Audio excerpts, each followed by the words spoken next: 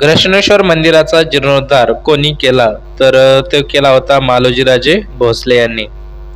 त्यानंतरचा प्रश्न, मालोजीराजे भोसले यांचे धाकटे बंधू विठोजीराजे भोसले. मालोजीराजे वेरूळ गावची पाटलकी कोणाकडे होती? तर ती होती बाबाजीराजे भोसले यांच्याकडे. निजामशाहीवर उत्तरेस मुघल बादशाहाने स्वारी केली होती, त्यावेळी निजामशाहीची राजधानी ही होती दौलताबाद. निजामशहाचा कर्तबगार वजीर कोण होता? तर मलिक अंबर हा निजामशहाचा कर्तबगार वजीर होता.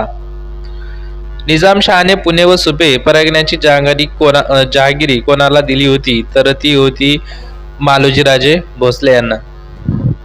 उमाबाई ही कोणाची पत्नी होती? तर त्या होत्या मालोजीराजे भोसले यांच्या पत्नी. उमाबाई ही कोणत्या घराण्यातील होत्या? तर त्या होत्या निंबाळकर घराण्यातील.